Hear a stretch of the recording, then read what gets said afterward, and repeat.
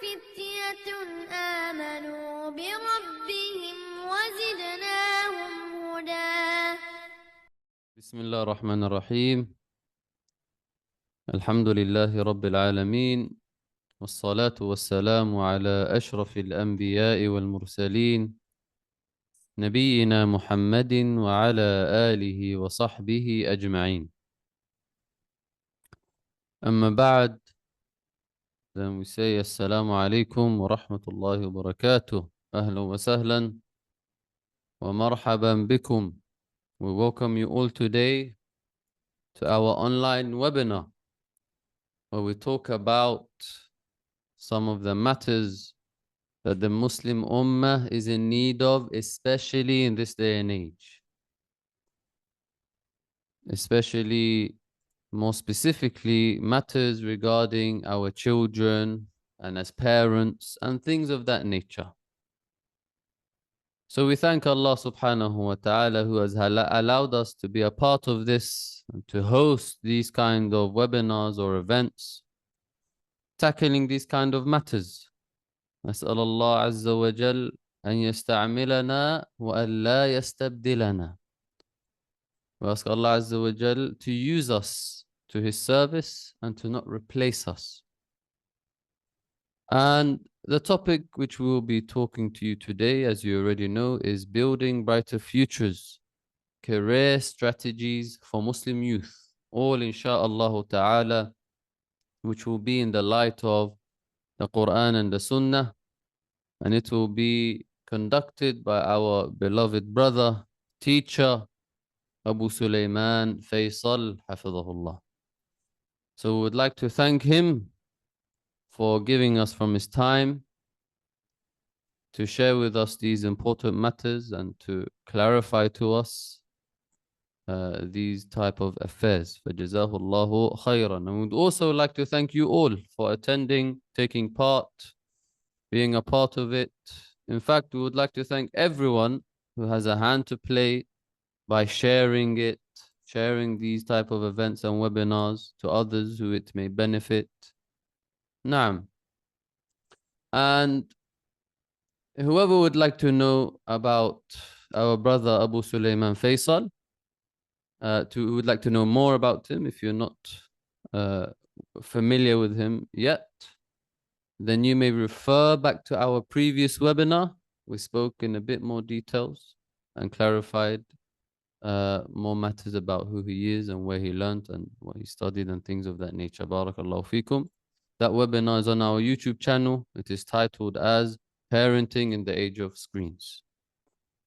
And before I let our brother begin, just to clarify, whoever has any questions, then hold them until the webinar finishes so that perhaps it is answered in the webinar. And also the questions, we would like them to be only related to the topic that we are in. Tamam? Any questions that are irrelevant may not be answered or presented to Abu Sulaymaan. Tamam? And you may ask us the question in the chat, as you are only able to message one of us. Message me preferably, Abu Anas, the host. And that is all, inshallah. Without further ado, we will let our dear brother proceed with today's webinar. فَلْيَتَفَضَّلْ مَشْكُورًا مَأْجُورًا. جزاكم الله خير أبا أنس. السلام عليكم ورحمة الله وبركاته. الحمد لله والصلاة والسلام على رسول الله وعلى آله وأصحابه أجمعين. أشهد أن لا إله إلا الله وأشهد أن محمدا عبده ورسوله أما بعد. Before beginning, I'd like to thank our host and the founder of Afiyah Learning, Abu Anas. Jazakallah khairan for hosting and providing this opportunity, these excellent webinars for the Muslims abroad and here locally. I think it's a great opportunity for all of us to share and also to benefit. At the same time, I'd also like to thank all those who are participating, my brothers and sisters who have been sharing the event, but also have now come to listen. And may Allah subhanahu wa ta'ala benefit us from that which we hear. To begin, as the title of the webinar today, the career strategies for Muslim youth, or building brighter futures, career strategies for Muslim youth in light of the Quran and Sunnah.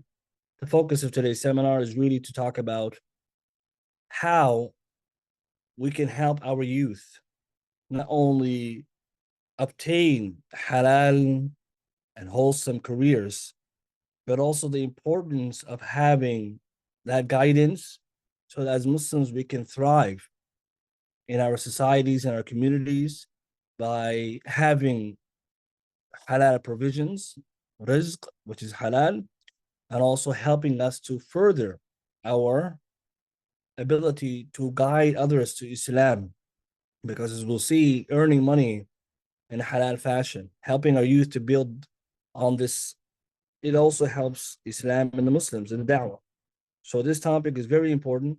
It is targeted for both men and women in general. So everything I'm going to mention today is in generalities. So it applies to both genders in general.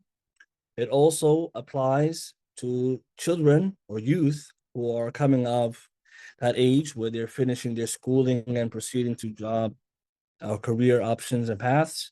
It also applies to those who are older, who, like many of us, who are looking for a particular career path and figuring out or want to know if it's halal or haram or the likes. So inshallah ta'ala, everyone will find something beneficial.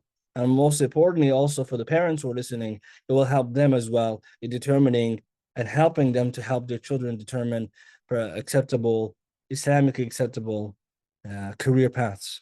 So the focus today, inshallah, our table of contents, we'll be looking at a brief introduction, the importance of having a career or profession in Islam, and then the main discussion, the Islamic guidance on choosing a career, which will be covered in 4 headings, to consider aptitudes and interests of a person, consideration the lawfulness of the career, the consideration the salary or compensation of the career, and lastly, the consideration of the lifestyle of the career.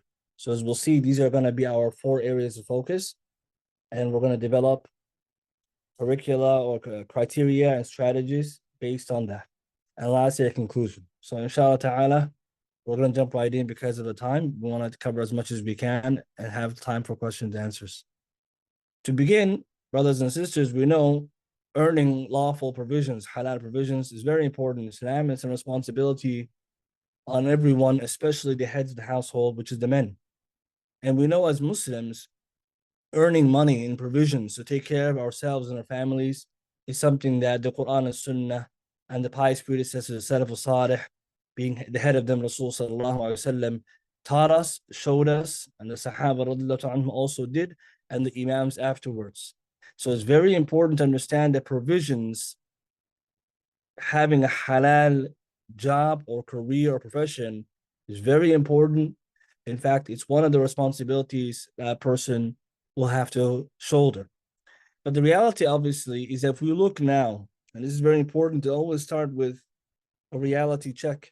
If we go and we look at the issue at hand, which is that Muslims globally, but in the West specifically, there is a rise of unemployment and underemployment. And these are 2 words that we need to focus on. Unemployment, which means someone is economically inactive, which means they're not working for whatever reason. And underemployment, which means somebody is working, but they're receiving a compensation or salary which is below their credentials and qualifications. Here, I'm going to cite studies to look at America, so the US, Canada, and the UK. So all 3 of the major areas where English speakers are, to take a look at where Muslims are in the underemployment numbers. Here it says in 2021 census, Muslims in the UK had the lowest percentage of people aged 16 to 64 years in employment, with 51.4% compared with 17.9% of the overall population. And this is very, very alarming if you think about it, because of the impacts it has on the community, but also in terms of the image of Islam and the Muslims. And someone may say to themselves, why is the number so high? I'm going to get to that coming. So inshallah, just hold that thought for a second. But just take a look at that number, 51.4%. So obviously, if we say to ourselves, the majority of our Muslim youth are not working for whatever reason, the question obviously that comes to our mind, then what are they doing? And this is why when we talk about things like criminality and gang activity, we need to also look at unemployment. It's hand in hand. We can also think about things like trouble when it comes to Muslim youth in terms of becoming, marginalized or radicalized. It is connected also to employment. So we're going to talk about some of those things in a second. But just take a look at that number for a second. I think we need our Muslims, especially Muslim males, to be working and to provide. Then let's move over to Canada. It says here, as with other immigrant populations in Canada, Muslims are on average younger and better educated than Canadian-born citizens. They also experience higher rates of unemployment and underemployment, even in comparison with other visible minorities, Hindus and Sikhs, since 2016. And some other studies have also confirmed that. Here's another one, visible minorities in Canadian labor market. This is an interesting paper. It says there, with an unemployment rate that exceeds 10%, all Muslim groups, along with Black Christians, seem to face the highest level of unemployment, especially Arab and Black Muslims, 17 to 21% respectively. And so again, if the problem is not specific to the UK, here are Muslims in Canada, right, having another challenge. And in America, 2017 survey also finds that Muslims are 3 times as likely as other Americans to be without a job and looking for work. And the rest of this chapter, etc. Right? So if we were to combine all this as mentioned here, it's clear there's an issue regarding employment and Muslim youth. Right? And again, when we talk about youth, it's not only the youth, it even extends beyond, but the youth are the primary focus because, as we said, we are on average younger. But in some places, with education even, we still find unemployment. So someone may say to themselves, what are those reasons? Let's look at some of the reasons as to why this is happening. And inshallah, this presentation today, we hope, by Allah's permission, it can be a solution, right, for this issue. From the reasons that were mentioned, or one of the reasons, some of the reasons that can come up, is number one, prioritizing the seeking of Islamic knowledge over working. Some of the papers suggest that some Muslims, when they become more religious, they do not want to engage in any type of economic activity. They don't want to work. And this, I think, is a misplaced contention. It's a misplaced practice. Because the Quran and Sunnah, the Salaf al-Salih, the pious predecessors, they used to combine between seeking knowledge and work. And so we need to first start off with the basics, that if there are youth who are practicing their faith and who are being good Muslims, there is no contradiction between being a good Muslim and working. In fact, we find the Sahaba combined them. وَدِلِيلُ ذَلِكَ أثر عمر رضي الله عنه في البخاري. Umar said, my Ansari neighbor from Bani Umayyah bin Zayd, who used to live at Awari in Al-Medina and used to visit the Prophet ﷺ by turns. And so him, both of them. So he said he used to go one day and I go the other day. When I went, I used to bring the news of that day regarding the divine inspiration and other things. And when he went, he used to do the same for me. So Umar anhu and his neighbor, who are both older men who are employed, who have families and children, they would take turns going to the halaqat and the durus with Rasul sallallahu alayhi wasallam. In order to do what? Combine between their familial and fiscal responsibilities of providing and also seeking Islamic knowledge. Hafiz ibn Hajar rahimahullah, he mentions in commentary, in this hadith is a benefit that a student of knowledge should not be negligent in looking after the affair of his livelihood, which helps the student knowledge and others, along with being determined to ask about what he misses on the day he is absent from the lesson. Fath al-Bari, volume 1, page 223. So for this first one, we need to really push so that we can help those youth who are aspiring to become people of knowledge, that they understand that knowledge and work are not at odds with one another, not contradictory. And I will mention later how to prioritize them in levels. On the side here, we have a book, and the title of the book is Kitab Al-Hathu ala Tijara wal-Sana'a wal-Amal, written by Al-Khalal, Abu Bakr bin Ahmed bin Muhammad Al-Khalal, Imam Ahmed rahimahullah's student.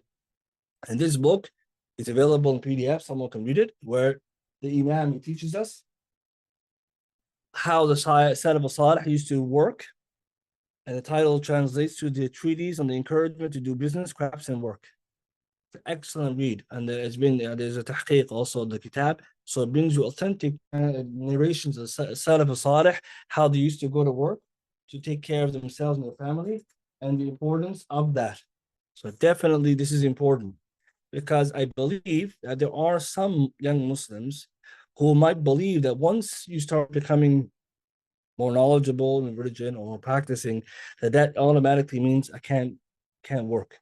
But the problem with that logic is, what about the responsibilities that Sharia puts on us to take care of ourselves and our family? Because كلكم راع كلكم مسؤول عن رعيته. All of us are shepherds and responsible for our flocks. Here now is something interesting as well. And I'm going to spend a little more time on it to help dispel any confusions, right? Some people may say, what about this hadith? There's a hadith, Anas bin Malik. Nabi sallallahu at time of Rasul sallallahu, there were two brothers who used to work. Sorry, used to be at his time. One of them used to go to Rasul sallallahu for knowledge, so he's a full-time student, and another one was an employee or businessman, and the businessman is taking care of his other brother, who is a student of knowledge. So the businessman complained to the Prophet Muhammad sallallahu about his brother, that he's not working and I'm taking care of him. So the Prophet sallallahu told him, perhaps you, the businessman, are being provided for because of him. Very important. Maybe you're getting your provisions, you, the businessman, your provisions perhaps are coming to you, and the barakah of your provisions from his talab al-ilm. So someone may read this hadith and says, khalas, talab al-ilm, that's it. If I seek knowledge, I'll be taken care of. Now, is it that black and white? And the reason I'm mentioning this because this hadith is beautiful hadith to teach us that if you seek knowledge, Allah will provide for you. Yes, but it doesn't negate that you have to also provide for yourself. Look at now the commentary.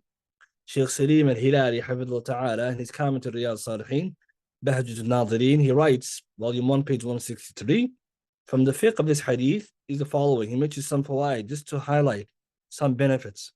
Number one, that whoever devotes himself to seek knowledge and understanding the rulings of the religion in order to preserve the legislation of Allah, then Allah will prepare for him someone to establish his affairs for him. So you might find that some people, when they do their talab al-ilm, they seek Islamic knowledge, you go abroad, Allah will take care of you. Right? But this is very beautiful hadith to remind us that if you're seeking Allah's knowledge, Allah will take care of you. And perhaps Allah will send someone to take care of your needs. For example, your family, or let's say somebody gets an employment or the government gives him a stipend. Okay. But then look at Shaykh Salim's other point. He mentioned after that, it's necessary for the student of knowledge to earn his provision to the sweat of his forehead and not be dependent on the people, for the upper hand is better than the lower hand. So the hadith doesn't tell us then that just not to work, even though you're seeking Islamic knowledge, because obviously we're not saying that when someone is in a full-time study that it's possible to do both. But I'm talking about, imagine someone becomes a full-time student of knowledge or an imam the whole of his life. Who's going to take care of him? So here the Shaykh saying it's better for him to actually go and work. In fact, this is what is considered the better thing, because as we saw in the example, Umar radiallahu anhu, the Sahaba, that's what they were doing. So the reason I'm spending some time on this, because I do think there is a misconception among some of the youth that it's either or. You pick, you're going to go full-time knowledge or you're going to full-time employee. You can't do both. And to highlight this and to complete this is that we need to think about someone's situation.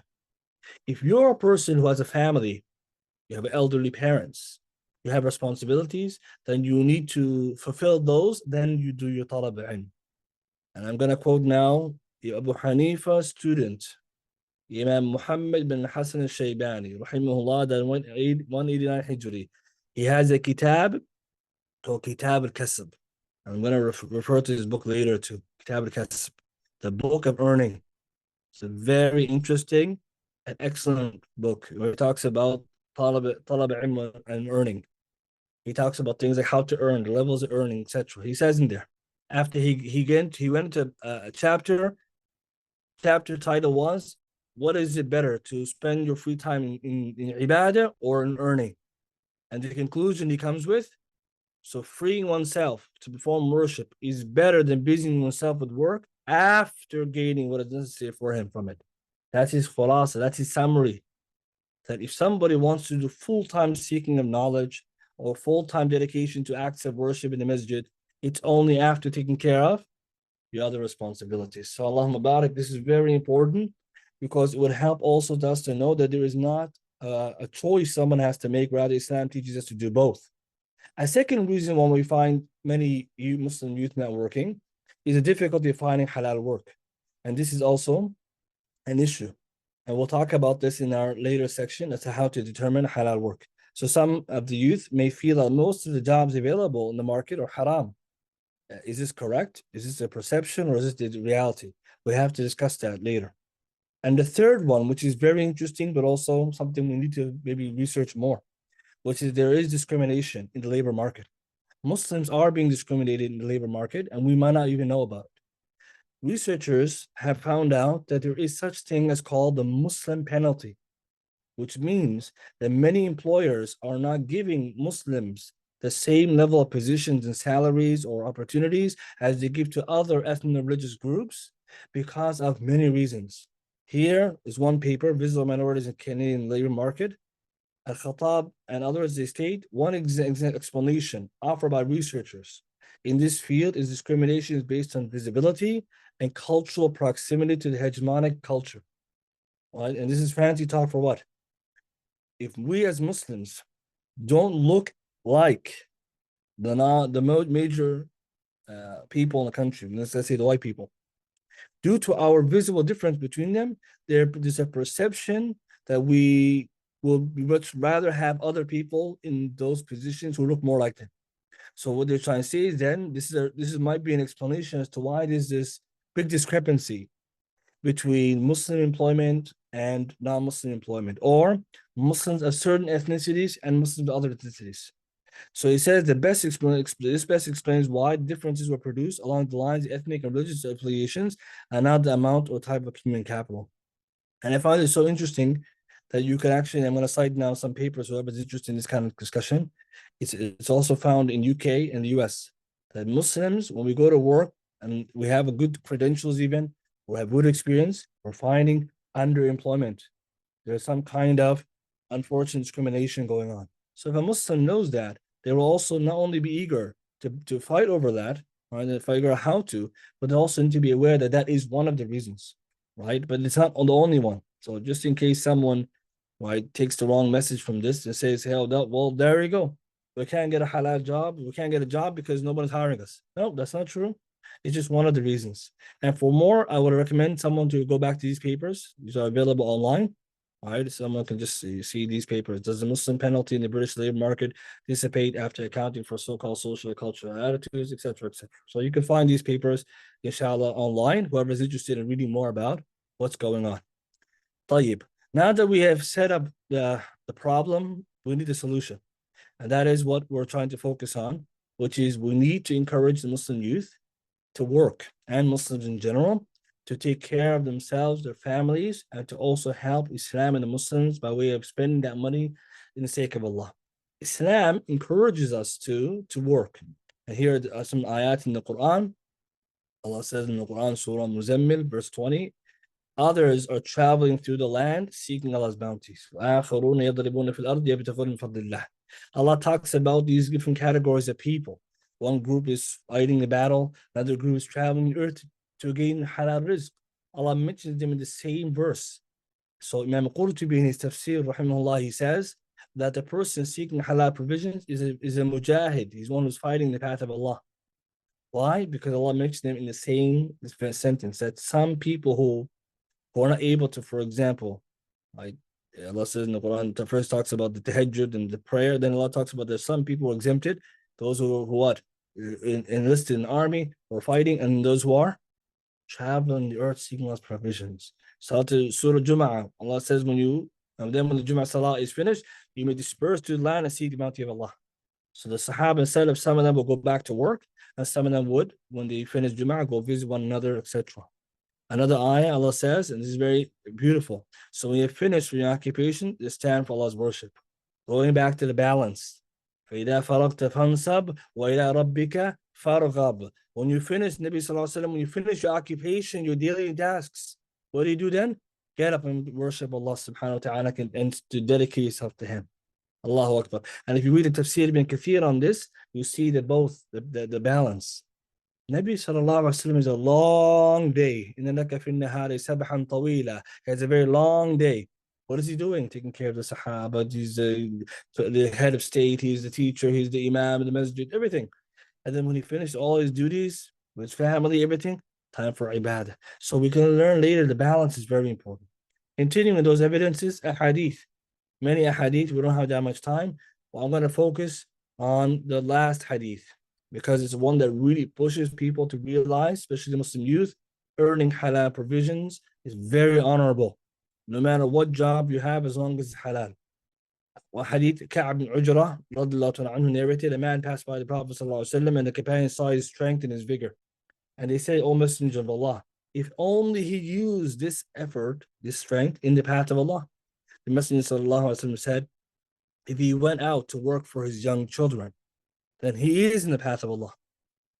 If he went out to work for his two old aging parents, then he is in the path of Allah. And if he went out to work for himself, to protect himself from begging others, then he is in the path of Allah. But if he went out to work just to show off out of arrogance, then he is in the path of shaitan. Hadith Sahih Targhib, Shaykh Albani authenticated the hadith. This hadith is one of the clearest evidence. Getting halal work and provisions is considered someone literally, at the tongue that Rasul said, he's in the huwa fi sabilillah, literally.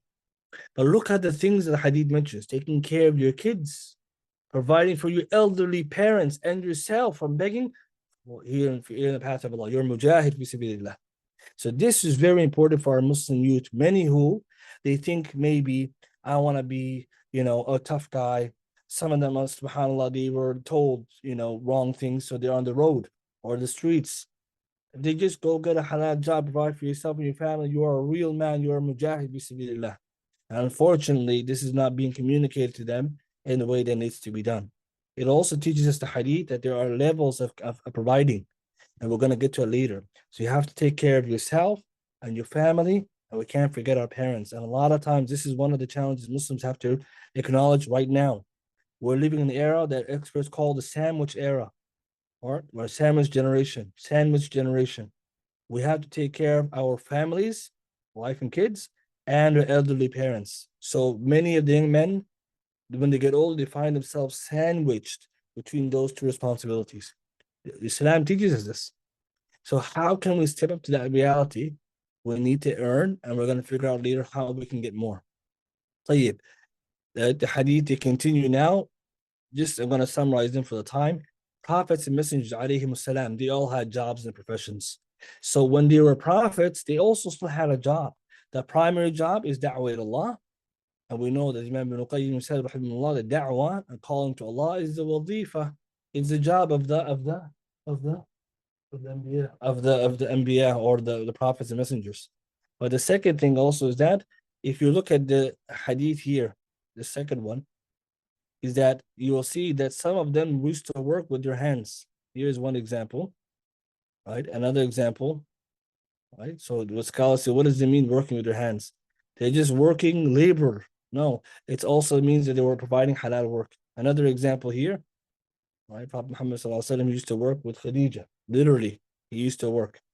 Another example we find here that when they asked, were you a shepherd? He said, all the prophets were shepherds. So when you combine all the evidences, what do we get?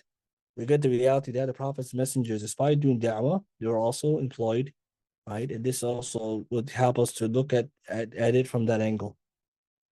Okay, the next one now, which is after we get all the introduction, we need to get to the meat of the conversation. How do you then choose the correct provision? This is the main one. How do you do it? So the way we're going to decide this is that we need to have some guidance.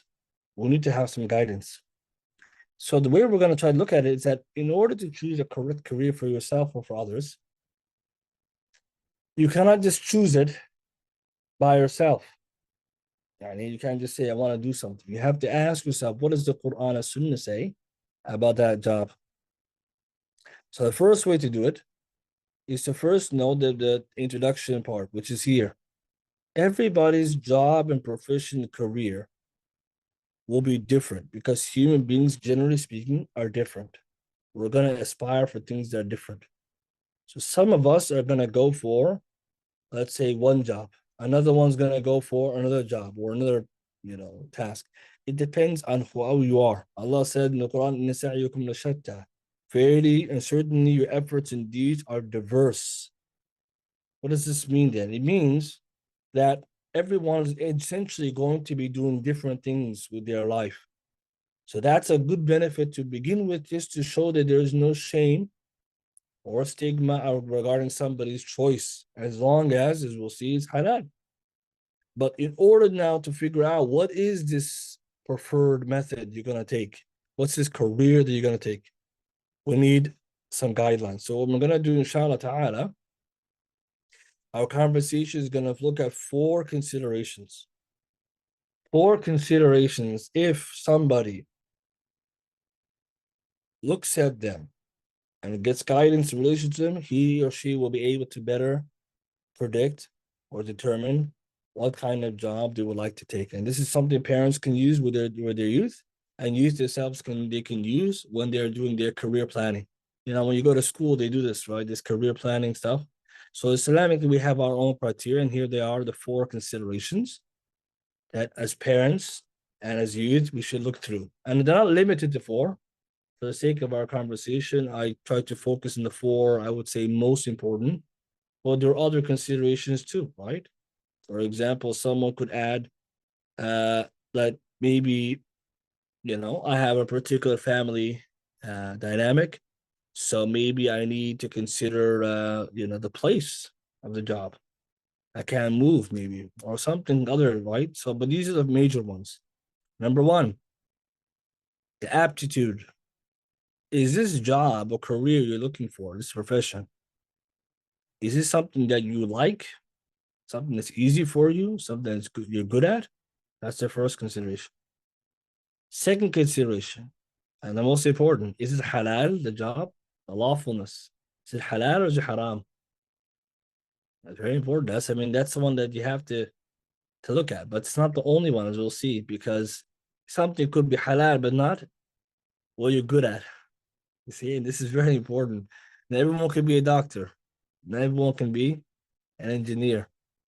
And we know this because, as we said earlier, everyone's ambition is different. So you have to like it or be good at it. It's easy for you. And number 2, it must be halal. The third one then is the salary and the compensation. What are you getting? How much you're getting paid for that job? And someone will say, why are we talking about money? Well, we just said responsibility. And part of it is that we need to beat the underemployment. But Muslims, we need to have enough money, as we'll see, to provide for themselves and their families. So it is a good consideration. I think it's also human nature. In fact, most of the young generation, that's what they really look at. Maybe that's the only thing they look at. Allah musta'an, right? They look at is how much money you get. And they forget if it's haram, right? That's not good.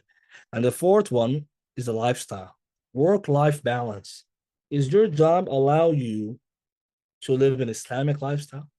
Does it allow you, for example, to have time off? Can you go to Jum'ah Salah easily? Well, look at these points. Is it good for family life? Is it good for seeking knowledge? Very important. Some jobs, they require so much from you. So they might be halal. You might be good at it. They might pay you a lot, but they take all your time. Is that good in Islam? So these 4 are very important. And look how it's multifactorial. This is what we're taking from today's lesson. To decide a career, it's many levels. We're not only looking at how halal it is. You got to look at everything, full package. And that means parents have to have a conversation with their youth and their children as they're getting older to determine these different elements and help them understand them. So let's begin with the first one, and then we're going to go down the line, 1, 2, 3, and 4. All right, so the first one is the aptitude and the interests. And this means that people will find a career or profession that's easy for them to do. Okay, the one that's easy for you, that's a sign that it's for you. And what does that mean, easy? You find it very, appealing. When you do the work, it's easy for you. You can understand it. You like to do it. Abu Humayya Sa'idi radiyallahu anhu narrates, Nabi sallallahu alayhi wa sallam said, Make beautiful your search and provisions, for everyone will find easy that which they were created for. Pay attention to that word. Sahih ibn Majah. أجملوا في طلب. Make beautiful your search and provision. كل ميسر لما خلق له. Everyone will find easy that which they were made for. Shaykh Abu al-Hasan al-Sindi, rahimahullah, was one of the commentators of the Hadith Sunnah Abi Dawud, Hashi al-Sindi ala Ibn Majah. He writes, make beautiful your search and provision means beautiful in search and provisions is when a person is moderate and not goes into extremes. So first benefit, when it comes to halal provisions, we don't go extreme. We go in the middle, right? Always moderation, right? Wasatiyya, moderation. And then what he says, find easy, he said that it is prepared for. What they're created for, that is, will be for him without any fatigue, or there's no benefit in putting oneself in excessive fatigue. So this is a beautiful hadith to remind us that if you want to know something is for you, do you find it very easy? Is it something that comes natural, innate? Is it something you like to spend your time doing? That's a sign that's for you. So this is the first Islamic guidance that our children and youth should find work or careers that they find easy for them, that they're actually good at. Because when you're good at something, you can get better and better and you can become an expert. But if you're not liking something, you're not good at something, or you just don't even have any appeal to it, then it's not a good idea to take that, unless, of course, you can develop that interest. So here, Islamic scholars give the advice that parents should not force their children into a particular career, but rather guide them to the one that aligns with the natural strength and inclination. How many parents now make the mistake of pushing their kids to take a prestigious job or career because it's what they like? It's not what the child likes. It's what they think is good, but not what the child's natural skills Allah gave them are showing that he's good at or he would like to do. You see, so parents, the message from this, parents should figure out as the child's growing up, what are they good at? And how would you know what they're good at? You have to give them lots of experiences of different activities. For example, maths and language and the crafts and different things like this at home, or you take them to different events and things so they can read, or library to read, to figure out different things so children would know. Because sometimes we're also become victims to our limitations of what's available, right? Of provisions, what's halal, what the children might like. But I think the most difficulty we find here is a lot of parents may determine their children's career beforehand, which is not a good practice. Or some of the youth, they don't know what they like, right? You often hear this too. What do you want to be when you grow up? I don't know. Right? I don't know. Okay, it's no problem. You don't know. What are you good at? How can we find that out? And some people may say, how about research that suggests that being good at something doesn't mean you should be a career? And I agree, not everything you're good at should be a career, because you could be good at something haram, right? And or something which is not Islamically considered good. So you must be good at it with the considerations we're going to talk about. But also, I think a lot of what's happening today is that we're not also being fair to mention that if you want to be good at something, you have to do it a lot. All right. So sometimes the youth, when we talk to them, and myself as a teacher, we find if we tell them this should be a good career for you, the student might say, I don't think I could do that. Well, let's try it out. Let's see. If you do it more, you could get good at it. When you get good at it, you'll like it and you find ease in it. And you will not know until you try. Now I'm going to mention very important speech on Ibn Qayyim, because this is where we're getting it from.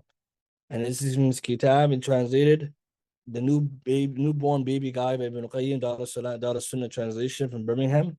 Some of us, we've seen this book. It's a translation of Tuhfatul Mawdud, Ihkam al-Mawlud. And this is one of the best books on raising children available, right? Alhamdulillah, it's in English now, but even in Arabic, it is one of the best. And Ibn Qayyim, look what he writes, rahimahullah, 751 Hijri, he died.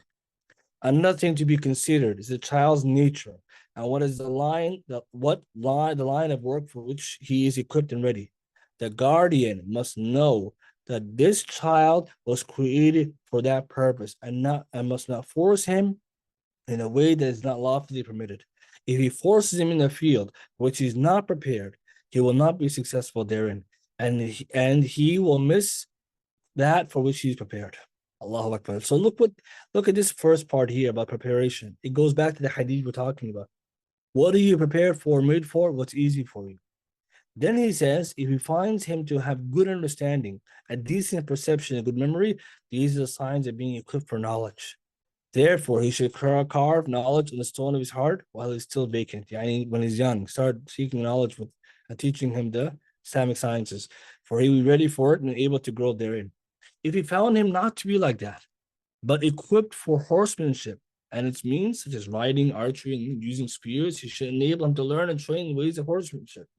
If he found him not to be like that, but equipped for a certain craft and accepting of it, while such a craft is lawful, second consideration is lawful, and a beneficial craft, he should enable him to pursue it.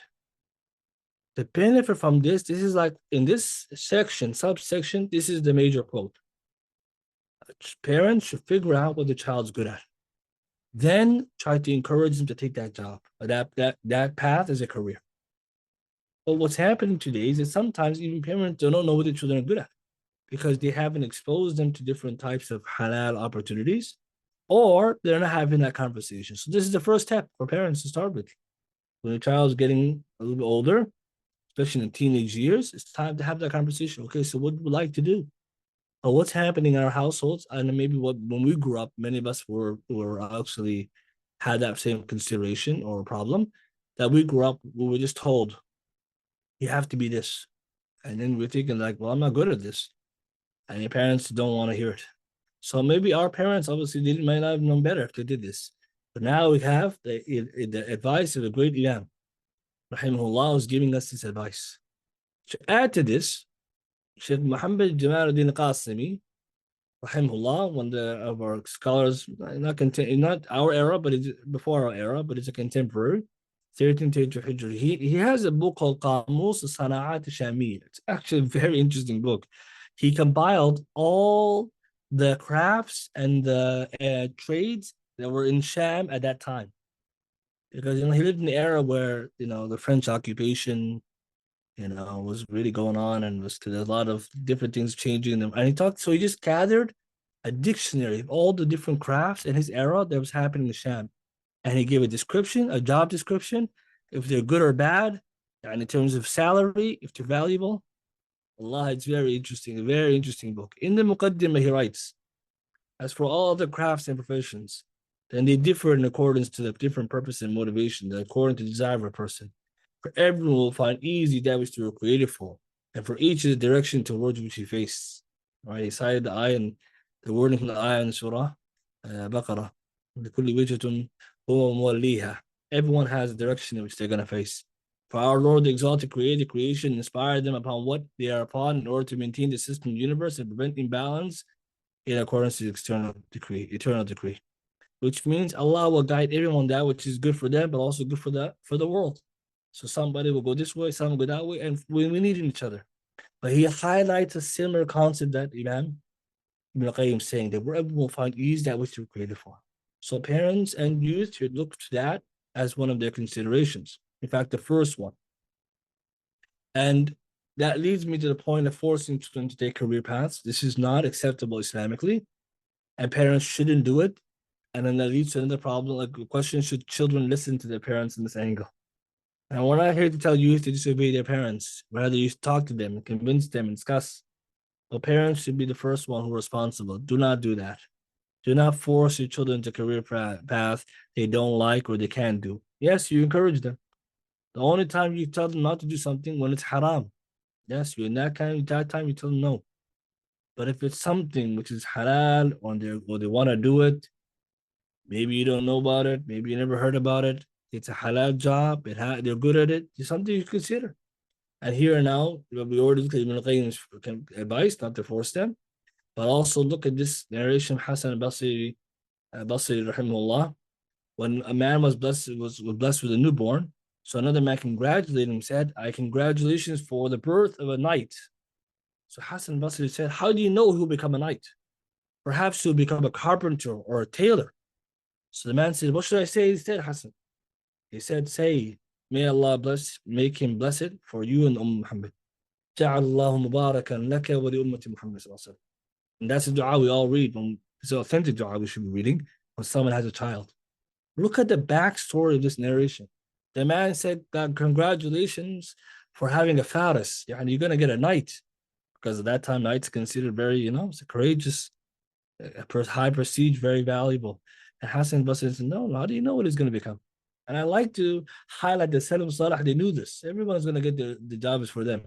So if we understand this point, inshallah ta'ala, going forward, it will not be like this. Because a lot of fatawa, some of the mashayikh, they've answered, is this issue where parents forcing the children to a career, threatening to kick them out of the house if they don't take it, and the children who are either lying to their parents, who are miserable in their life because of this problem.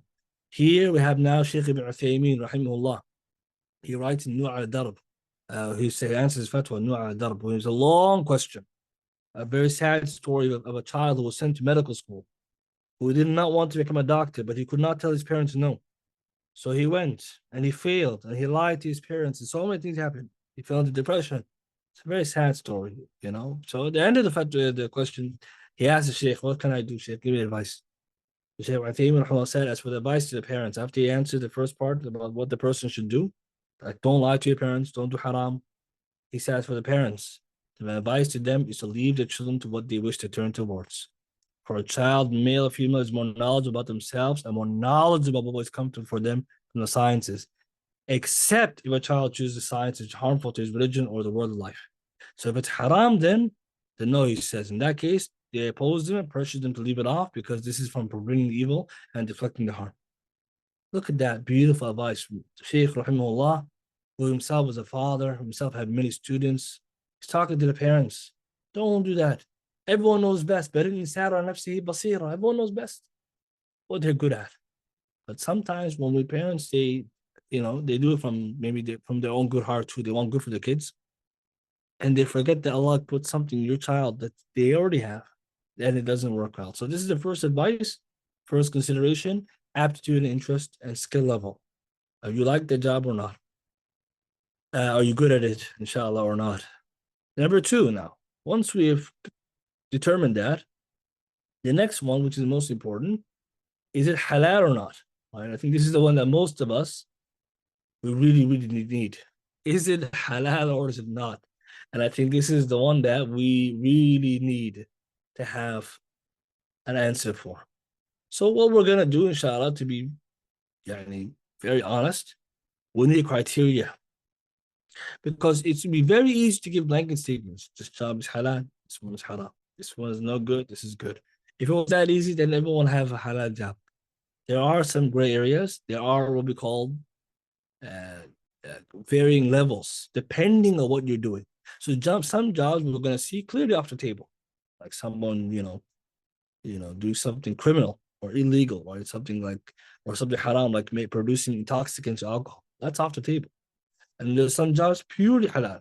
There's someone who's making halal business, entrepreneurship. There's everything they're doing by themselves, halal. And then there's the ones in the middle, the careers. So what we're going to do, inshallah, we're going to put down a criteria. And inshallah, this criteria, by Allah's permission, will help us to determine the jobs. So here is our criteria. And I'm going to explain it. And then we're going to apply it to two examples because the time is limited. And you can use this criteria for other jobs. And it's very important that we understand it first. Because if we don't, then we'll not be able to apply it. So careers are divided into them two. Unlawful career, haram hirfa, haram mihna, haram job, and halal one. Okay, so the haram one and the halal one. Then the halal one divides further. So let's start with the haram one. The haram career, any career whose line of work involves earning money through something prohibited by Islam. So any job in which the job itself is you making money from haram, that job is haram. So example, I'm going to make money from selling pork. Selling pork is haram because pork is haram. And now we have the principle. How do you know a job or something is haram? Anything that is haram is considered haram to earn money through. For the hadith, Shaykh Albani said in Ghayat al-Maram, verily, if Allah makes something haram, He makes its price haram. إِذَا حَرَّمَ اللَّهُ شَيْءٍ حَرَّمَ ثَمَنَهُ. Allah makes something haram, makes haram its price. Remember that rule. Pork is haram, so it's haram to eat it, haram to sell it. Alcohol is haram, haram to sell it, haram to eat it. So if my job is to produce alcohol, haram money, haram career. Because that's all I'm doing, producing alcohol, right? Everyone's with me so far? Very simple. But that's the one we have to teach our youth first. Okay, someone wants to get a job in dancing, right? Dancing with music and arts and stuff like this. So is the question we're gonna ask: is the dancing allowed, right? Especially regarding as a career. I'm not talking about like a woman dancing at a wedding or something. I'm talking about this as a career. That's your job. Singing with music, haram. If it's haram, the money is haram. Everybody's with me there? That's very clear. So this is the first one we have to erase from the table. If your job and career is haram, because you're doing and making money from haram, that career is off the table. Alhamdulillah, most Muslims, they understand that. Now then we go to the halal one. This is the one where we need to really understand. Because we're living in complicated times where there's very few 100% halal jobs. So what I mean by 100% means there's not even a shadow of a doubt. Most jobs have halal and some things which are disputable or can be haram. Here, the ulama then, they're divided further. So to look at your career as lawful, the first consideration is the money, the line of work. What are you doing? What's your job? The title of your job, description, your line of work involves earning money through Islamic lawful activities. So if it's not in this category, it's immediately this category. So you have to look at the asl of the amal. So for example, selling and buying in origin, for halal. Therefore, the career by itself, the origin also is halal. Another example, driving a car, it's halal. So if your job is to drive a car or a truck, asl for halal. Okay, someone else's job is to teach. Teaching for asl is halal. Therefore, the career, the line of work is halal. Once you've clarified that, so if it's not here, it's going to be here, inshallah. The next consideration is the company or the place of employment. Where are you working? Who are you working for? And this is the one where there's lots of disputes, and this is the one in which can change a work from halal to haram. Why? Because as we'll see, when the ulama have difference of opinion about a particular line of work, they're differing over the company or the work or the place you're working at, the activities you're doing there. And it's a very interesting, but also a little bit nuanced. It has some detail. But I'm going to give you the laydown. Number one, the company in which you're working for, the original activities of this company has to be halal or mostly halal. Okay, very important wording. So the company, now let's use an example to help us. I want to work as a truck driver. Okay, truck driver by itself is halal fil asl. So I'm over here. Because no hadith says the haram to drive, or ayah says you can't drive a truck. By itself, driving trucks, halal. طيب. I work for a company now that drives trucks. The first question I'm going to ask about the company is what does it do? Right? The company has trucks and they take loads, right? The loads they have in the back. What are the loads? Right? So I'm going to ask, what do you guys do as a company? Oh, we drive truck. We have trucks and we sell. We drive them and we have loads and cargo. Okay, that's halal. Another example, I work on a company and the company buys and sells. The company buys and sells, let's say, food or drink. Is the food and drink that you're selling halal? The answer is yes. Well, how about if they sell some haram? Here, the scholars then discuss, is what they sell mostly halal or some of it halal, or most of it haram? You must look at the origin of the product they're selling or the company's activities. If it's mostly halal, then the company's halal to work for with the other conditions. But let's say you go to a store, I'm going to work at a particular store, all or most of its activities haram. Like example, I'm going to work at a store who sells only cigarettes. That's all it sells. No, the activities also of the nishat, the activities are haram. I'm sorry, I can't work there. And look at the wording I put here, mostly lawful, because scholars acknowledge that there are some companies which they have minority haram. The majority of what they do is halal. So we need to go to a qaida now, qaida fiqhiyya, a fiqh maxim, that the majority takes the ruling of the entirety and the minority follows the majority. This principle, موسوعة al-qawaid fiqhiyya, right? Many of the different madhabs they mention is qaida, which means if a company's job or activities is mostly halal, for example, truck company, trucking is halal, food company, if it's halal food, it's halal. Clothing company, also is halal. Okay, so what about the minority stuff? A company that sells clothes, but also they have some, things they do which is not halal, or they have some clothing which is questionable. I'm not going to judge the whole company on the minority. I'm going to first ask, what do you guys sell? If they sell, we sell women's clothing, and if a woman is trying to hire work there, okay, women's clothing for women. Now, someone may say, but what about the clothing which is not acceptable? The question we're going to ask before we judge, what's the majority clothes they sell? Do they sell clothing which is like haram use? Is it clothing which is halal use? Is it general use? Is it multiple use? You have to make the judgment from the beginning. So if the company's activities are mostly halal, for who halal? Because we mentioned the qaida that the minority will follow the majority. And the reason why I'm mentioning that, because sometimes people make a ruling on a company based on what? Its minority. And you have to look at the majority. And the reason I'm saying this is because you're going to find in today's era, one of the biggest problems we have is a lot of the even halal companies have some kind of activities which are haram, it makes it difficult to find pure work in the sense of purely halal. But that's what the ulama put the qawaid is the activities first to halal. Second, now the products and services that the company are offering others, are these services and products used solely or mostly for unlawful purposes? So let's say you have a company that sells, products. The clients, when they're buying the products, are they buying the products to do haram with it, or to do halal with it, or to do multiple use? If the answer is that they're doing halal work, or they're halal purposes, or they're using it for multi-use, or you don't know what they're going to use it for, it's neither or nor, then the origin is halal. But let's say I'm going to work in a company where they're going to use the work for haram. Okay, the products are only sold to haram people, or the service is only servicing the directed to haram people, haram companies.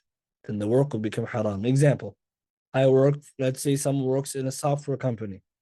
The software company is a halal company because selling software. We sell software to companies like banks and insurances. Okay, so the question we're going to look at, okay, who's our clientele? Banks and service and insurance companies. And what are they doing with it? Well, they're using it to help them with their banking, and they're using it to help the insurance, company to help get more insurance claims. Is that the only clients we're selling to? Yes. Okay, I can't work at that company because I'm going to be part of assisting in إثم والعدوان يعني أنا we know the ayah in the Quran ولا تعاونوا على الإثم والعدوان. You can't participate in sin and transgression. Okay, another example. I have a software company. We sell software to everybody. Sometimes our clientele could be a bank, but most times it's not. So what kind of judgment we're going to give to that company? We'll say, well, you sell to everybody, and you don't always sell to the bank, so therefore your origin is halal. Another example, we sell to everybody, and our software doesn't help anybody in one way or another. It's general. Like I sell Microsoft Word, let's say. Microsoft Word can be used for halal purposes or haram purposes.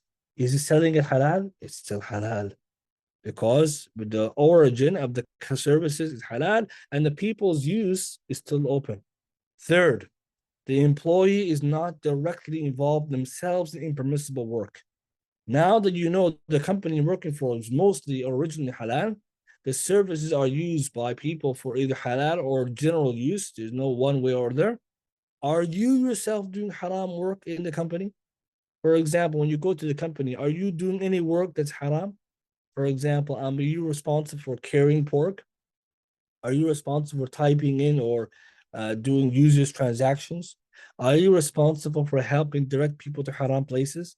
If you're doing something haram directly yourself, that work becomes haram too.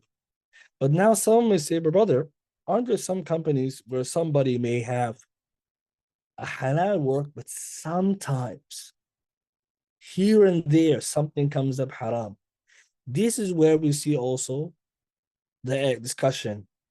If somebody has a job that generally meets all the criteria, but here they find themselves here and there in some difficult predicament where they have to do a haram task, we're not going to say the whole salary is haram.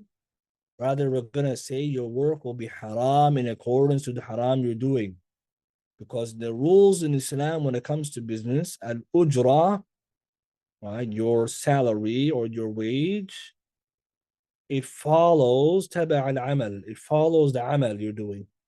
So if most of your work is doing haram activities every day in and day out, I'm sorry, your work became haram. But in the situation where your work is usually halal, but there's that one-off situation where you, qadr Allah, something happened and you couldn't get yourself out of it and you did something haram, then that part of your salary become haram in which you can expiate it or get rid of it and not do that again. So some jobs start halal can change to haram, or a job that was once haram was made halal. Is everybody following me here that these considerations can make many careers halal or haram depending on what you're doing? So because of this, it's very important before anybody decides a career that they try to run through this kind of criteria. In order to make the criteria easy to follow, let's look at an examples, and I'm going to summarize the criteria in this chart. So here's a summary of the criteria. For a career to be halal, you need the following things. The line of work involves we're earning money through Islamically lawful activities. The original activities of the company you're working for are completely lawful or mostly lawful. The products and services of the company you work for are not used solely or mostly for unlawful purposes. You are not directly involved in any permissive work actions as part of your job. If someone can meet all those criteria, inshallah, their work is halal. Now, the reason why this is important to mention that this position I'm mentioning here is a middle ground position. For there's some scholars who are on either side too. There's difference of opinion. Some scholars are more lenient, and they say, for example, over here, that when it comes to not being directly involved in haram, some of them extend that to any kind of job. And some of the scholars, you hear them saying things like, if you work at a particular, even at a bank, in a capacity which does not involve riba. Some ulama say it's halal because you're not directly involved in permissible work. You're not taking down riba. Another group of scholars say no, if you work at the bank, mutlaqan, unrestrictedly, you're out because you're helping them in haram. And then the third opinion is that, okay, what is your job, the actual task you're doing? And I think that at the end of the day, I would advise, as a general rule of thumb, when there is a doubt or difference of opinion or very serious consideration that a particular career can be halal, avoid it. And so, for example, from the get-go, a Muslim should avoid banks, insurance companies, alcohol breweries, gambling, all those things, just erase them as much as you can so you can be more in this halal environment and not to be in doubt. Likewise, if there's some kind of conversation about the job's permissibility, always ask someone of knowledge or a shaykh or a fatwa to figure out if it's halal or haram. That's also a very good piece of advice. Let's look at just two examples, inshallah, due to the time, to help us figure out how we can use the criteria, and youth can also do it too. Here's a career option I've taken from the National Career Services in the UK. Someone can look at this link, all right? So it's another good resource for parents. If you want to figure out jobs and their tasks, check out this website. So the one for Canadians, I'm going to show one for the UK. So here it just tells you the job, what you do, how much you expect of salary, how much time you work, and the time of work. This is very useful information because parents can sit down with the youth and they can do it together. They can say, okay, let's look at some available careers. Because parents always ask, oh, brother, what jobs are available? I will say, hey, look, just research what's available and you can figure out. So this job is tattooist and body piercer. Clearly, I think most of us will agree this is haram work. So I put here X. The line of work involves earning money through Islamically unlawful activities. Why? Because we know the prohibition in Bukhari and Muslim about tattooing. And when it comes to body piercing, Islam allows piercing of the ears and the nose in some cultures. But as for body piercing, alleged da'ima, the permanent committee says it's impermissible because these excessive piercings are considered a type of mutilation and muthla. So now, what did I do to figure out this is halal haram? I checked the Quran and Sunnah Fatawa the ulama. So I found that there's a prohibition for this. So this job is off the table. So I can't proceed to the next stage. The line of work is not halal. Everybody with me right now? Very simple, right? So what you do then, you just, as you go through the database, you just try to like take the criteria X or check mark. And this is a very useful activity for youth to do as well, so that they can do it underneath the guidance. The Quran and Sunnah practical, right? The practical and also the guidance in Sharia is for everything. So alhamdulillah, this is clear. Now look at the tasks. So just in case you want to know, I took the job description. What are you going to be doing? You're going to check the clients, understand tattoo is permanent. Okay, that's not allowed. What else are you going to be doing? Discussing the piercings. You're going to be doing all this stuff. So clearly you're doing this stuff is not acceptable. Okay, next job. So this is for Canadians. If Canadians want to check it, you go to jobbank.gc.ca. You can go find the jobs available in Canada and a nice description. The money, right? Most of us like to think about. Prospects is also very useful. And I show my students this as well. You can see the prospects. How likely is this job to be growing or not? Muslims should know that some jobs, they're not growing. Their field is dying. So we should try to find a jobs which are booming so we can get a better job for our youth. You know, it's very sad to say this, but some companies, some countries, they don't really do a good job in monitoring educational graduation rates and job opportunities. So something good to pay attention to. Okay, here is mineral engineering. So generally, engineering is halal because we have no textual evidence to prohibit it. And what the person is doing, mining engineers plan, design, organize, supervise development mines. Okay, mining is allowed. General blah, blah. So the line of work by itself is halal. And now we have another benefit. How many hours you work? More than 40 hours. Remember this. We're going to use these kinds of considerations to help us to figure out if a job is good for lifestyle. Another one here. This one's 30 to 40 hours. Evenings. I mean, the job's already haram, but even if it was halal, does somebody want to work evenings? That's consideration to think about. Okay, so this job is halal because we have the line of work by itself is halal. Of course, I have to then ask the second question, which is the place of work or the company of employment. What am I doing when I go to that company? So alhamdulillah, we can see now a summary of this section in the following. Now I'm going to give you a summary of this section, which is the following. We learn now that some careers are indefinitely haram. Which is what are those? Any work which involves haram activities. So producing alcohol, intoxicants, example, out. All right, because the Nabi Sallallahu Alaihi Wasallam said, Allah prohibited, in the haram Allah shay, haram thamana. So Allah prohibited something, prohibited its price. Allah's Messenger Sallallahu Alaihi Wasallam cursed alcohol. Allah prohibited alcohol. Khalas, you can't make money from alcohol. Okay, next. Some careers are indefinitely halal. Some jobs from the get-go are halal. For example, I'm going to be an entrepreneur working at home or from home, baking halal goods from my home kitchen, and I don't involve myself in anything halal. Haram. That's very halal. Can't get more halal than that. Literally, you're earning with your own hands, right? So let's say someone's an entrepreneur in this capacity. What have you done? But let's say I'm an entrepreneur that got hired by a company, or I sell with a company. Okay, that's a little bit different. We'll get to that later. Next, some careers are dependent on the scope of the line of work and the place of work. This is most careers. So alhamdulillah, we now learn that many careers, we can't even make a judgment until we analyze the career. And it is this area where the scholars, they differ on whether a particular job is career or job or career is halal haram. So now we learn something that many times I think we need to be more considerate and more detailed. You can't make blanket rulings on jobs without looking at it. I'll give you one example to think about. Lawyer.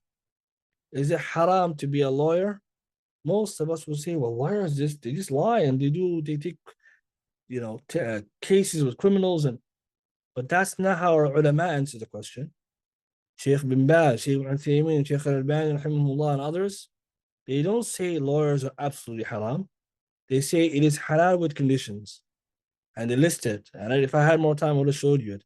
Because I don't have time. They list the conditions. Why is this important? If a youth says, I want to become a lawyer, we say, do you know you can work in law if you do this, this, this, this, this? If it's in this capacity, فهو halal. Otherwise, it's not. This is very important that we give answers like this because, as Muslims, we also know, as a community, we also need lawyers. Right? Not every lawyer is doing wrong, but you get my point. If someone asks that question, okay, let me show you what the ulama are saying.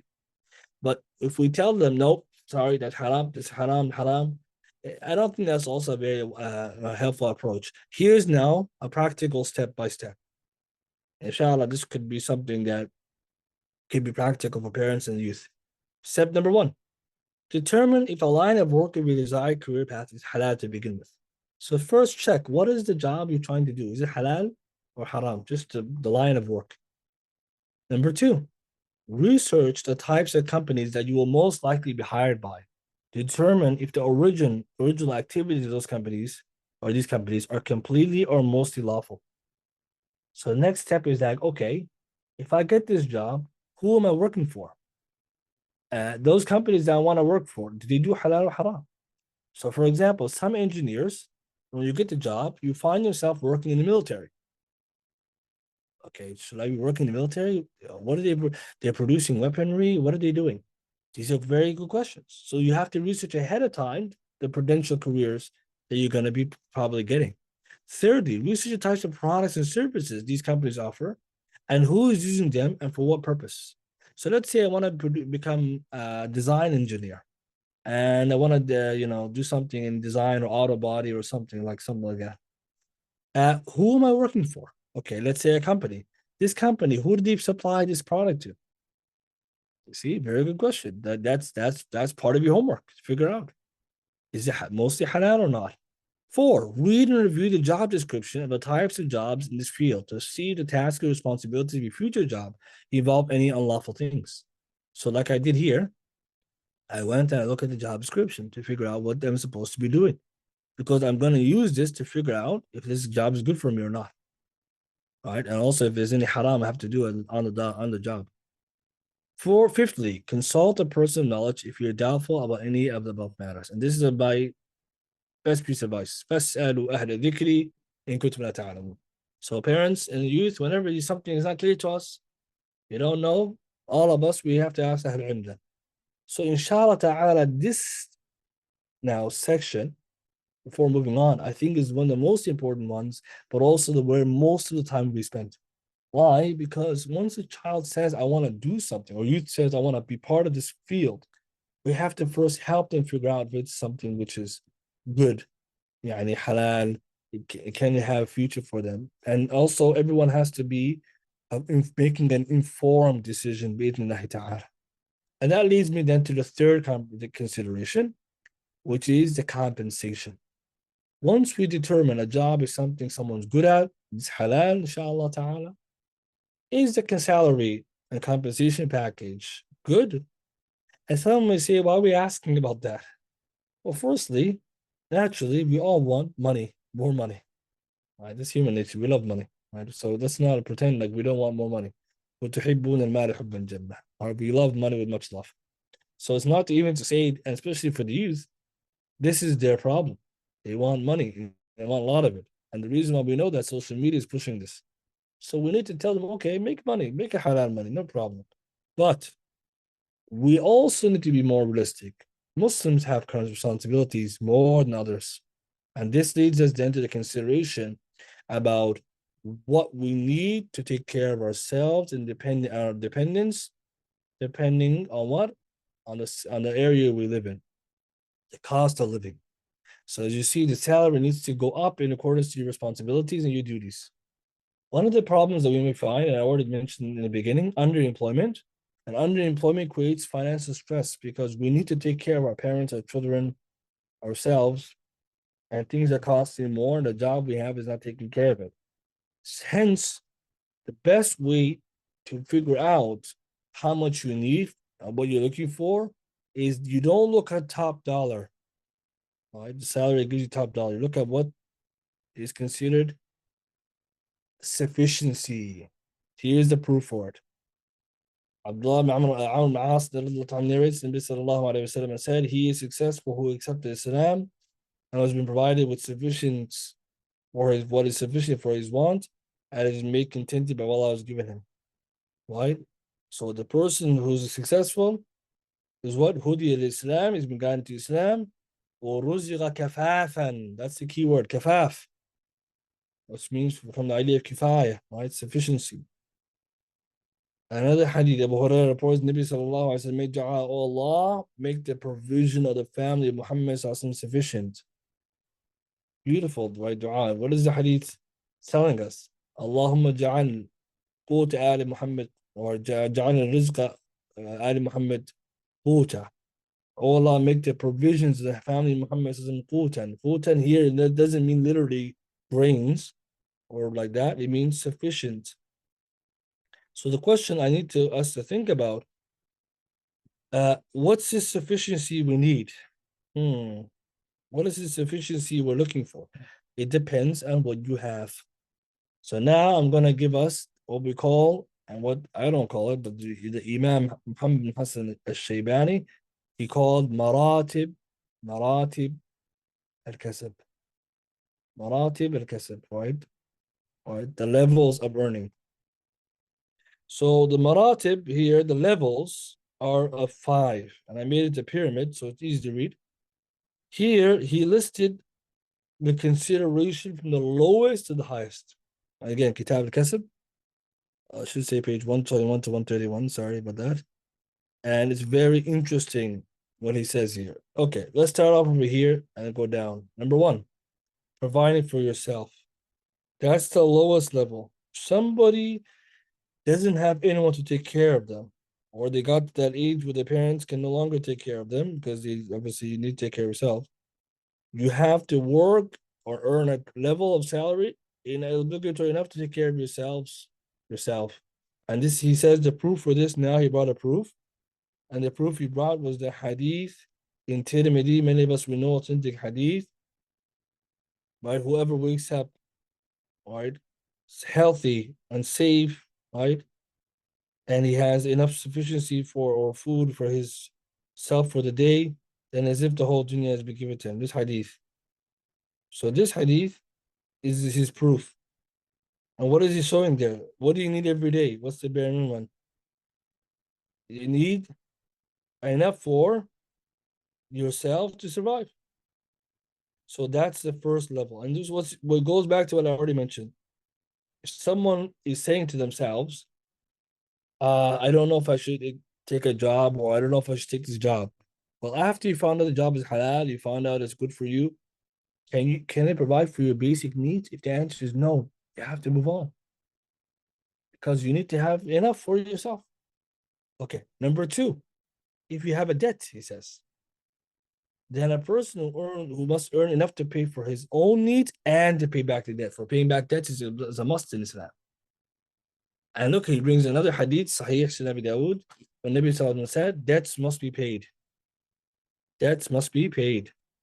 So what's interesting about this hadith now, the Shaykh's second consideration, is that you have to pay back your debts. So let's imagine now, I want to get a job. I found a nice job or career. I want to take it. And I like it. But then I know, hey, I have a debt. So I need to be able to take care of myself and the debt. So I'm going to ask right? The employer, how much am I going to get from this job? And they're going to give me whatever number they give me. And then I'm going to make the calculations. Is this enough for my debt or not? If the answer is not enough, then I'm saying, I'm sorry, I can't take it. And do you see how the Shaykh is, he's talking about the different ahwal of the people?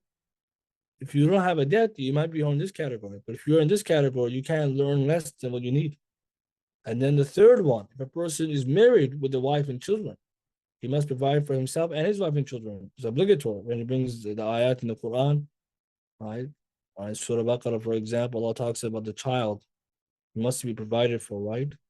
And so who's providing is the father, right? So the father has to provide enough for his child and obviously his wife and himself. So if Allah subhanahu wa ta'ala put that responsibility on a father, then he needs to make sure that his job will be able to do that. If he can't, then what will he do? He will have to find another job or find another means. And within the ayah, Allah tells us, وَعَلَى مَوْلُودِ لَهُ رِزْقُهُنَّ وَكِسْوَتُهُنَّ بِمَعْرُوفٍ. So it goes back to the ma'ruf, the customs. And in hadith Muslim, Nabi sallallahu alaihi wasallam told sufficient is sin for someone to what? To let down those who are dependent on him. And this is one of the problems we find sometimes in the community, that even if we're working, we have to try to work. If that, then this means that if we need to take a second job to take care of the bills, we have to get a second job. I know it doesn't sound very appealing for somebody to hear that, but this is what it means to be responsible. Fourth, and this is an interesting one, he says after that, everything else is considered savings. And it's good, he says, to save. Right? This is some of his words. And he says after what he mentions is after earning enough for himself and his family, his debts, you have to have extras. Everything else is savings. And saving is good. He brings a proof. Hadith Bukhari 552-57. Nabi sallallahu alaihi wasallam used to save food in his home, a food stock he used to store in his house for 1 year's worth. I want to think about that. 1 year's worth of food. Nabi sallallahu alaihi wasallam initially used to prohibit this. Later, he started to open it to becoming permissible. So when he initially prohibited, scholars, they say, right, why did he prohibit initially? Well, there were some reasons. But later, Nabi sallallahu alaihi wasallam said that it's allowed to do it, and he did it himself, right? So the proof we take from this savings, and we'll talk about savings later. Savings, very important. And the fourth one, which is the fifth one, sorry, which is what I talked about initially, the sandwich era or generation that we're in.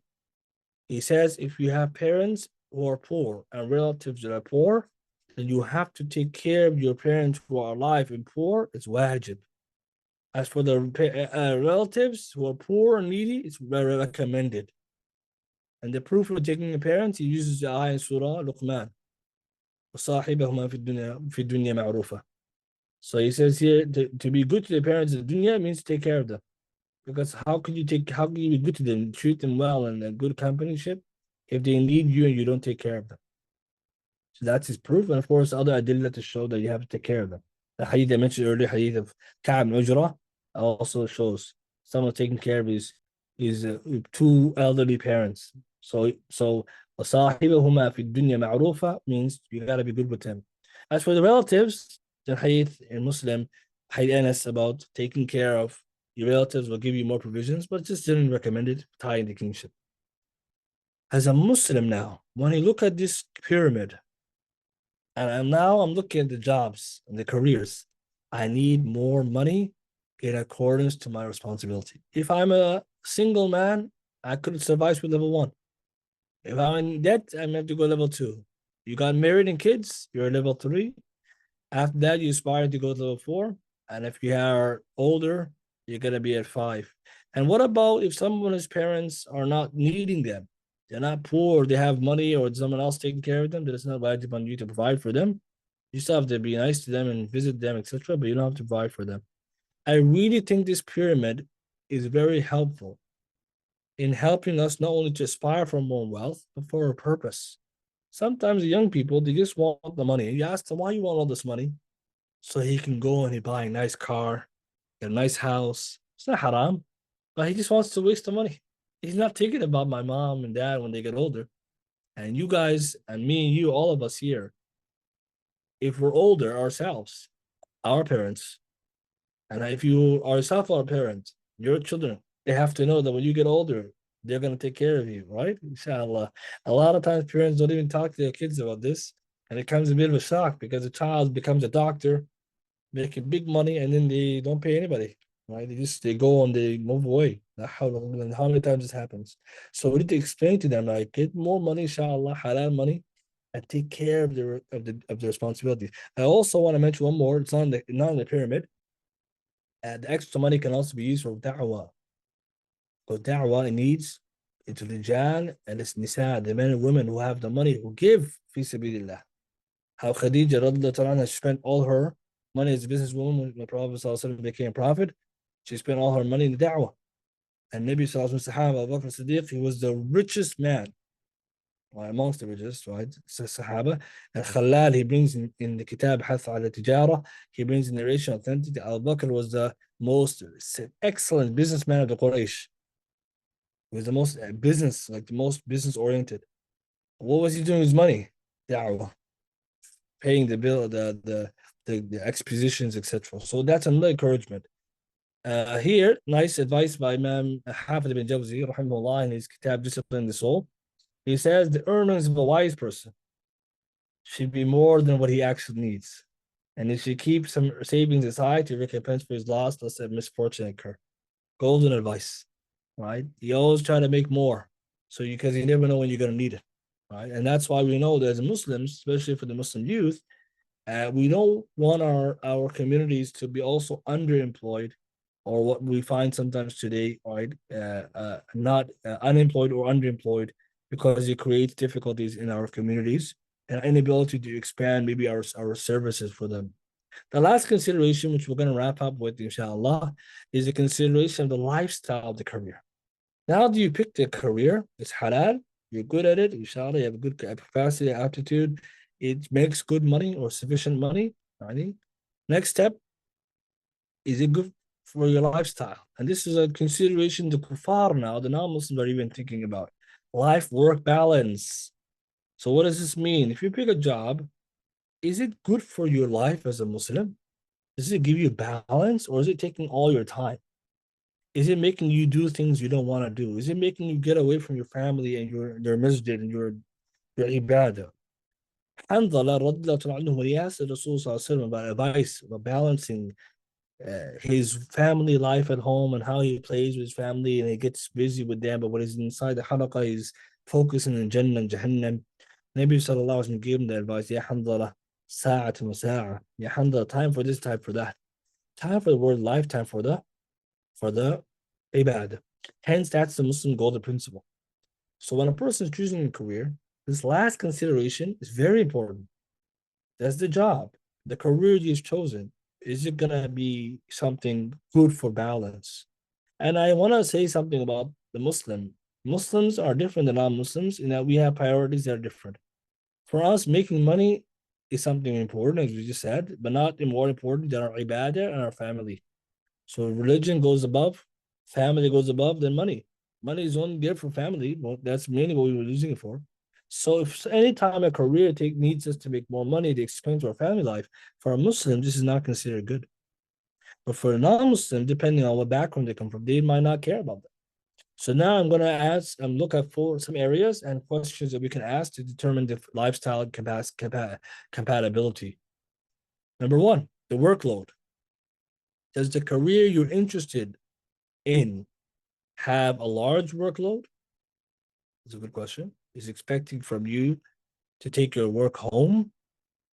If the answer is yes, this could impact your Islamic life and your family life. So a tip would be to determine if the job actually expects more from you or requires you to do more. Check the job description. Read and listen to interviews of people who are in the field. Now you go on YouTube, you can see one of those videos, a day in a life of somebody. So for example, if some child or youth wants to become a software engineer or something, he can go see a video or audio of a young man who's talking about day in the life of an audio engineer, like a software engineer. Is this something good for me? That's very important because balance is stress, right? You have to be careful. Second one, salah. We don't often think about this, but it's a must. Can I pray at work? Can I go to Jum'ah easily without any harm? Some jobs you can't. Some trades, when the work gets started, that's it. Nobody's leaving this premise. So if somebody, a youth must know that some construction or trades, just due to the nature of the job, they can't go for Jum'ah. So that would be a very important question. Some of the ulama have also discussed it. Depending on their kind of job, you may be exempted from Jum'ah. If it's a particular type of job, it's very, very important for the community. But generally speaking, you should be going for Salah, right? And Jum'ah. So when I say Salah, can you pray at work? Can I pray at lunchtime? Can I go to a local masjid nearby if I want a free time? Do I have that capacity? Look what Hafiz ibn Jawzi mentions, rahimahullah, in Devil's Deception, Talbis Iblis. This is an English translation. Some of the awam, what happened to them?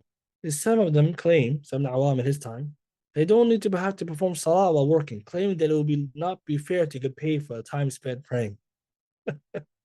This is Iblis.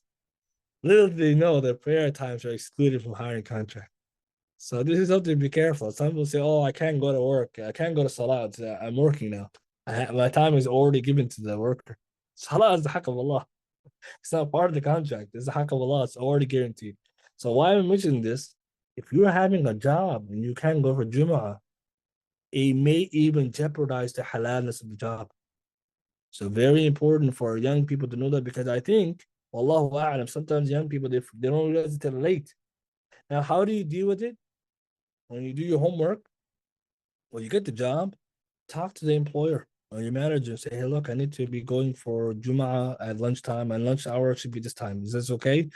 If they hire you, they'll say sure, and they have to by law give you that accommodation or something. But sometimes, if you know beforehand it's not possible, you might want to start saying maybe I need the company. Thirdly, nature of the work and the environment. Where are you working? Is it stressful or relaxed? Is a marker job dominated by one gender or not? So we know many of the jobs there's women or the men who are there, or men for the women who work there. This is a very important consideration, because we know, especially in many of the most of Western countries, and even some Muslim countries, free mixing is very common. It's a big issue, but also more importantly, the field you're in, is it dominated by one gender or not? If the answer is yes, this could be one of the reasons why you want to avoid a particular career.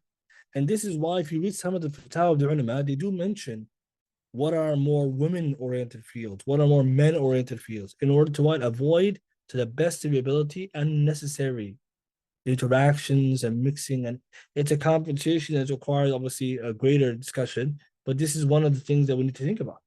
Another one, do I have to be staying after work for meetings or company trips? You need me to go to America a lot, or to another country? Do I have to do what we call meet and greets, company parties? These are questions that we often get too, right? All of us, we hear about it, and people ask each other, what company needs me to go for a particular event. Okay, so how often is this happening? Can you say no? These are very important, right? Sometimes you're in a particular line of work where your job is this part of your job that you have to go and mix and mingle. So a Muslim should be paying attention to that, because it's also something that they need to be avoiding if it's haram, right? Next one, social status of the career. I know it doesn't really come across the mind of most of us, but the ulama in the past, they talked about this, that the jobs are divided into two: a hirfa, which is sharifa, and one which is dani'a. And what does that mean? Honorable and lowly. Now, why am I mentioning this? Some of the ulama mentioned certain jobs are lowly, but they're still halal. What does that mean? For example, somebody becoming a cupper, doing hijama. Many of the ulama, they mentioned that the hijama work is halal. You can get a wage for it, according to the most correct opinion. But it's not a very honorable job, because it deals with blood, and people are, you're going to be dirty with blood. And in the past, they used to do hijama, the person would literally suck the blood through the tube. So the alim say this job is dini, and it's lowly. Now, I'm not going to say that in today's time or other than that, because it goes back to the culture, the urf of the people, and the considerations of the nature of the work. just in case you're probably thinking, my job is lowly or not. Just remember, the urf of the people determine it, and also what the job requires. Why is it important?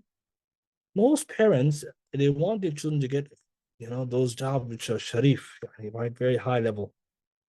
But they also have to remember, when it comes to marriage, the ulama say that one of the importance of having this idea of honorable jobs, it can affect the compatibility of marriage, according to some madhabs. Again, Mawsu' Fiqh Kuwaiti, if you want more, volume 2, page 74, they talk about that. Yeah, قول صحيح that the kafa'a, when it comes to marriage and to having compatibility, is not based on your job necessarily, it's based on deen, but akhlaq. But some madhabs, they take that consideration. If you're, let's say, a laborer and the family is doctors or something, is that a good fit for you? And if sometimes some families say, I'm sorry, I cannot marry you, your son who's a laborer, because we are a family of doctors. And just something to be mindful of. I'm not saying necessarily you shouldn't do that job, but some of the ulama say that the best jobs you can take are the ones which are considered socially higher status and who are to halal, earn you more money, and are good for your deed. The reason why is because it gives you what you're looking for, which is the honor and the money. But the last rule, though, if a job is considered lowly by society, but it's halal, which one is better, to take the job or not to take it? Scholars say you must take it.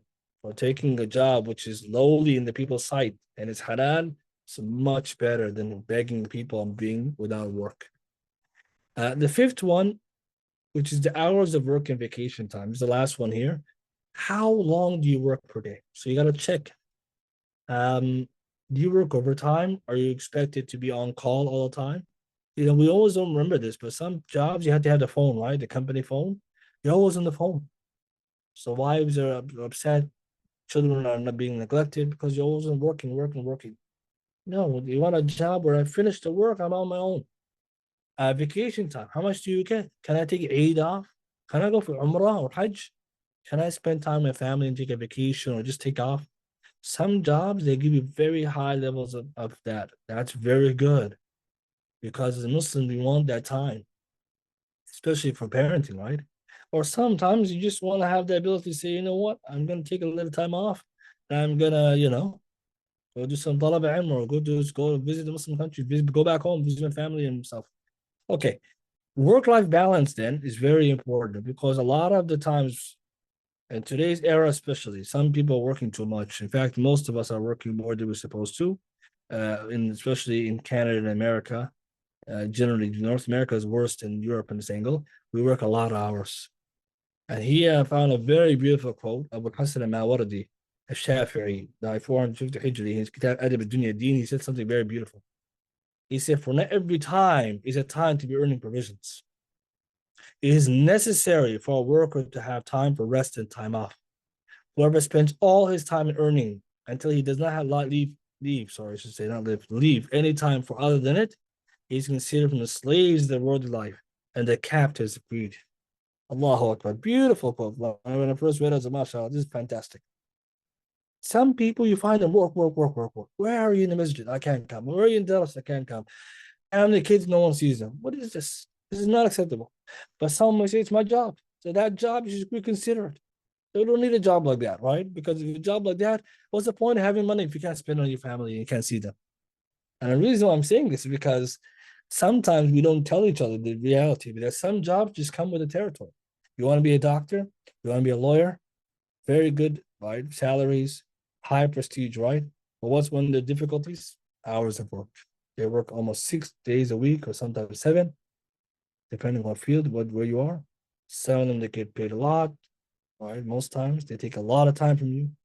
So that's very, very important because, and I really stress for parents and youth to go online to research more about this. You can find really good discussions about the cost of becoming a doctor or a lawyer or whatever. And even now we're finding in other fields. Changing careers. One last benefit before I mention the story. If someone chooses a career, and this is for the youth especially, and later you find out it's not for you. One of the 4 areas that you looked at, the aptitude, the salary, the halalness of the job, the lifestyle, didn't meet. Then there's no harm to change the job. موسوعة فقهية كويتية, they have a chapter changing careers. Ibn Muflih, he writes in Adab al-Shar'iyya, Al-Qadi Abu Ya'la said, rahimahullah, is recommended if a person finds it good in a particular trade to hold fast to it. If he intends to perform a particular trade and his provisions were not decreed for him in that trade, then he should move to another trade. And he brings a hadith. The dalil is da'if, the hadith, but the principle still stands.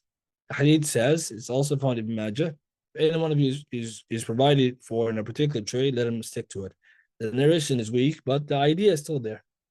If one job is not good, or became haram, or just not doing it, you just move on to another one. Right? So how does that work?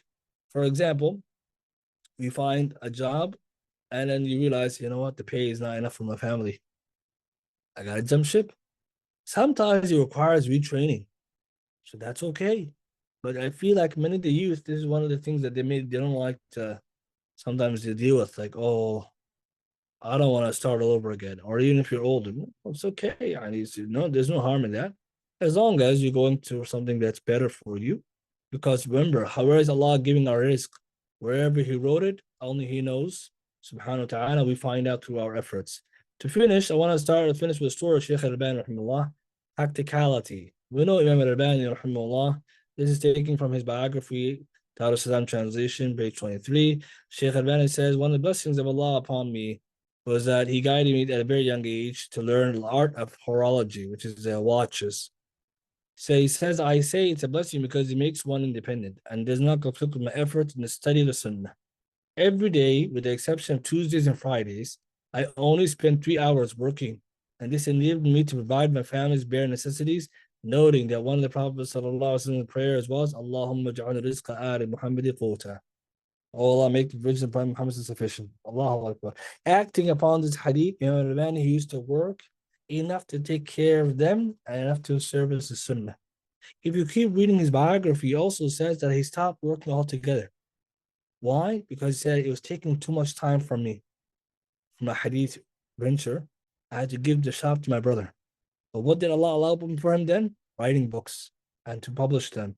And of course, we know the Shaykh not only services Sunnah, Allah also blessed him with a big family and provisions. So I like this hadith, this story, to remind us of balance. If you make a trade for Allah's sake, a lower pay for a better lifestyle, enough for you, but maybe not the most, you're not losing if you're doing it for Allah. To summarize, inshallah, today's session, because we already passed quite a bit of time, I want to leave some time for the questions, is a summary of what we mentioned today, inshallah ta'ala. Number one is that choosing a career for Muslim youth or others requires a multifaceted approach. So we saw that today. We need at least four different angles we're looking at it, not just one. So inshallah, we learn now that it's more complicated, but also it can be achieved. Number two, it's very important for Muslim youth to obtain halal and wholesome earnings to help them fulfill their responsibilities. Because if you work a halal job and you're making good money, it also increases your life, higher quality of life, higher ability to do khair, right? You can spend for Allah's sake. Parents and youth should work together in determining a suitable career for their children by focusing on the four key areas addressed in this presentation using the Islamic guidance offered. So it's a collective effort. We have to work together. Sometimes it's parents who are deciding. Sometimes the child decides. No, it should be collective because you want to make sure that you are doing something that your parents, right, are not only happy with, or maybe they will, inshallah, have an input, but the child also has the input. And also, I feel like when they work together, they have less different. And lastly, as Muslims, we need and must not forget to make dua.